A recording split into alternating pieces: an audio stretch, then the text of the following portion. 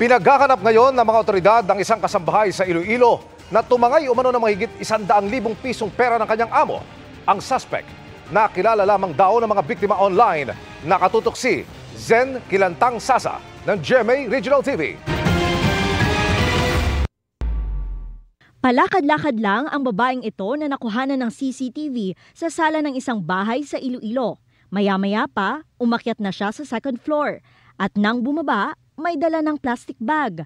Sabi ng may-ari ng bahay, nawalan sila ng 118,000 pesos cash kasunod nito.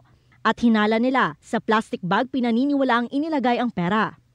Ang babae naman, kinilala nila ng pamilya na ang kanilang 28 anyos na kasambahay. August 15 lang umano ito nagsimulang mamasukan matapos mag-apply online. August 20 ng madaling araw naman, nangyari ang sinasabing pagnanakaw. In-message ko siya, tawagan ko siya, hindi siya namon malocate. Ang iyang number, hindi na, unreachable na. And then, yun, thorough check namon, doon namon na find out nga. Ang bag ko yara, pero ang kwarta, wala na. Sa pakikipag-ugnayan ng biktima sa mga kaanak ng suspect, wala na umano ito sa kanilang bahay. Sinampahan na ng reklamong qualified theft ang suspect. Paalala ng pulisya sa mga naghahanap ng katulong sa bahay.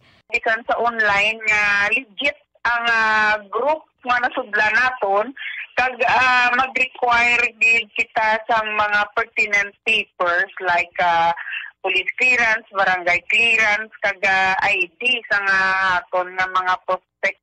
Mula sa GMA Regional TV at GMA Integrated News, Zen Kilantang Sasa, nakatutok 24 oras.